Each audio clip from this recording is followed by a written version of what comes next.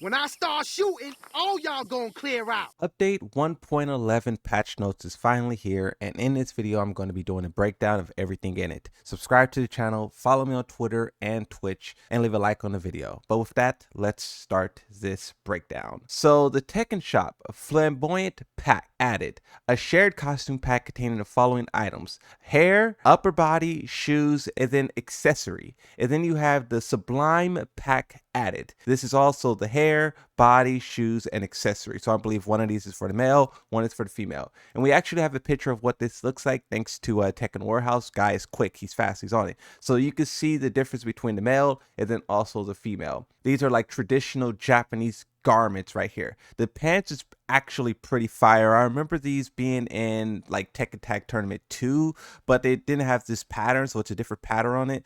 I'm tempted to buy this. Maybe I'll use my battle pass coins or whatever to get it, but that's pretty fire. Tekken special deal available. Special items available at special prices during this event period. So we also have a picture of that, and you can see the Tekken special deal. So we'll have the original outfits and also some past outfits as well, and then avatar skins. Now I don't know the prices on these, but just make your way over to the store, take a look at it, and see if it's something that you want to buy. The main menu.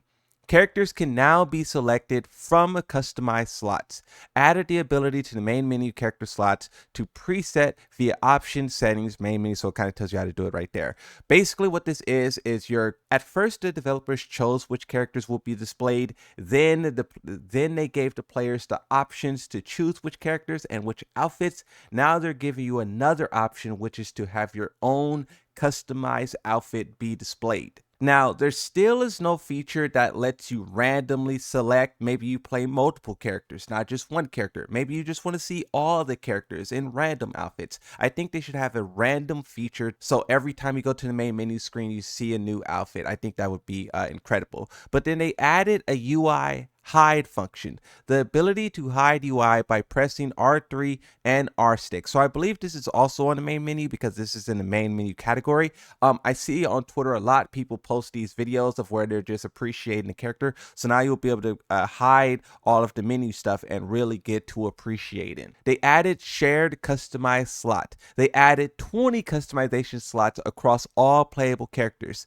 Switch to the shared tab for each character dedicated slots to save additional customization. Customization saved in shared customization slot can be accessed by switching up and down during customization slot. So this is something that the Lily mains, shout out to you guys, have been requesting and the developers are delivering. More opportunities to customize your characters, and then the thing where they're talking about shared customization, I believe that is so you can just compare, contrast, and also see like navigate characters quickly, because to go all the way out, choose a character, then go in. So now you'll be able to look at the share tab, look at all the outfits you made for every character, and then just like appreciate, right? Added a favorite function as well, so you can favorite customize slot screen. So they're adding a lot here. This is going above and beyond what the players was actually requesting, which is great. Favorite customization are displayed with priority during customization slot selection at character select. So that's pretty fire, because that once again, like when you just talk about them having this shop and people wanting to make more outfits, now they just give you the ability to navigate all of that stuff faster, and favorites and all of that. But for quick match, group match, Tekken Ball Online added rematch function. After a best-of-3 match concludes, players can rematch from the results screen without returning to matchmaking standby screen. Holy smokes, that is what people requested. Now, this is, I think, is perfect. I do not think you should be able to infinitely rematch in ranked. I'm sorry. Show me another game where you can infinitely rematch one person in ranked. It's not something that should be done in a competitive game. But in a quick match, group match, or any other type of non-competitive aspect, you should definitely be able to infinitely rematch. And now it's here. Now you could do it. Battle first 3, and then you could rematch again. Fire. This is why we complain, because the developers actually listen. Now, practice. Improved punishment settings display. In practice mode, offense, when setting CPU behavior, punishment settings, select punishment list. Configured settings are now also displayed in the punishment setting list. So it sounds like they're rearranging some of the punishment settings, or are they adding, wait, is this what I was asking for? Are they expanding upon the punishment settings? Because they had punishment training, but now they're calling it punishment settings in the offense section of practice mode. Holy smokes, they're doing a lot here. That's great. I'm definitely going to try that out. You guys should try it out as well. Then they have the practice versus improved photo mode controls. Mouse wheel can now be used to zoom in and out. So that's something that, oh, this is for the Steam version only. Oh, okay, that makes sense. You use the mouse to scroll in and out to zoom in. That makes sense. Okay, that's fire. Now, options. They added a lot of stuff here with options. They added a feature to hide unwanted other players' information. Can be configured by selecting screen settings, hide player names, etc. Okay. When hiding player's name is selected, players other than your own will be displayed as okay. So if you don't want to display the name, you can hide it. I think that's for like streamers and whatnot. Opponents in online matches, profiles other than your own, profiles, player lounge. Okay. Okay, so that's pretty cool. Nothing more needs to be read there.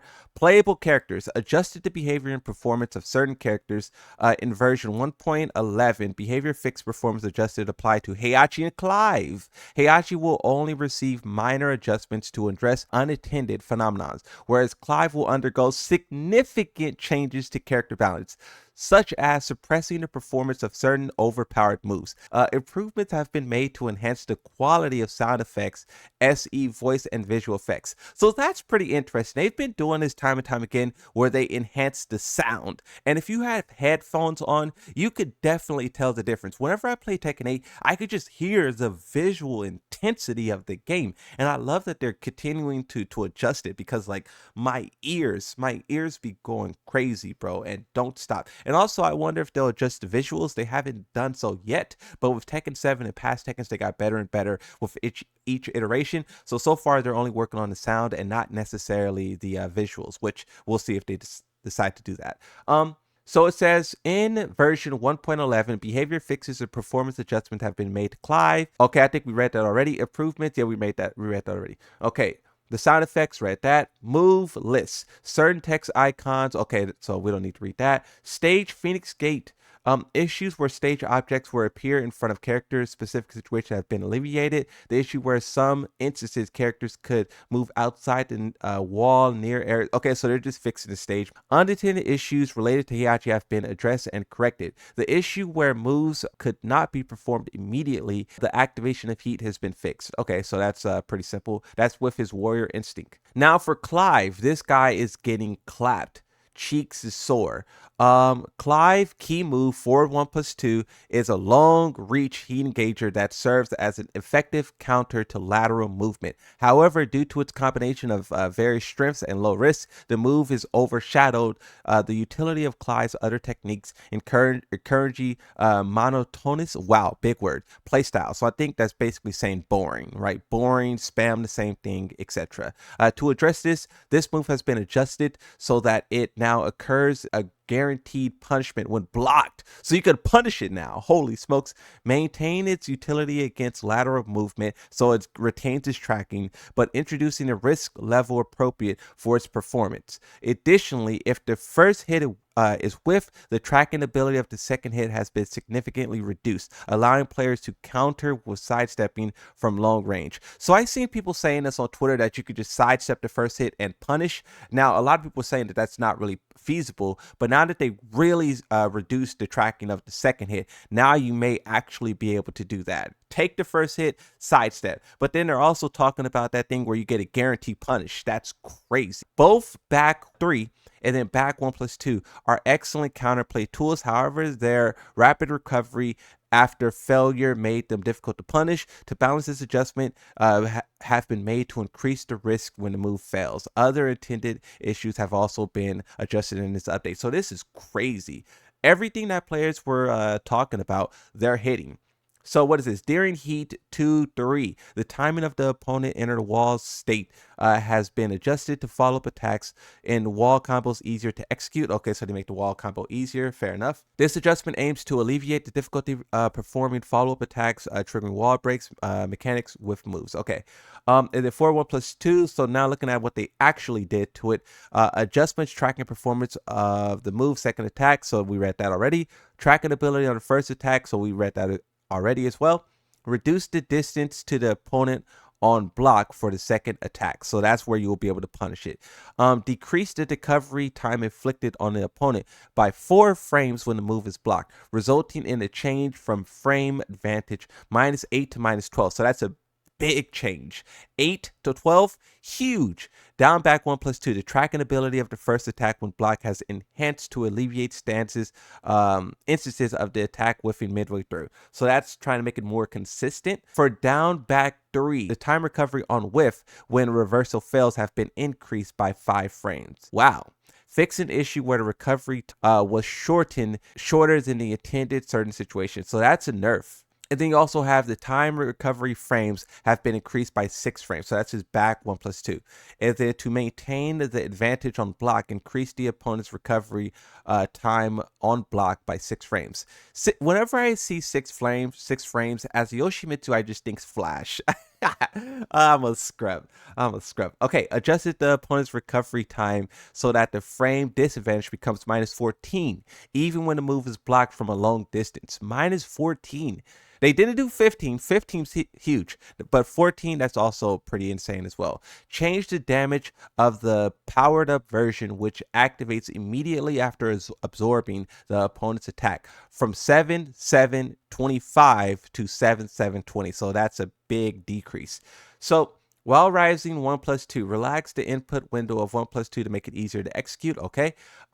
During Phoenix Shift 3 or on hit 2, the attack and hitbox has been adjusted to mitigate issues of whiffing when used as a follow-up attack near the wall. So that's pretty big. You know, people were talking about Clive being one of the best characters in the game. You had people dropping Dragunov and like Jin Kazama and Claudio to play this guy. Now that probably will no longer be the case. Everyone will probably disperse, go home, everyone, party's over, go back to the characters you were originally playing, and then Clive probably will cease to exist. He probably still will be a monster online, but a lot of this stuff will decrease his effectiveness in tournaments, and kind of online too, depending on what rank you are.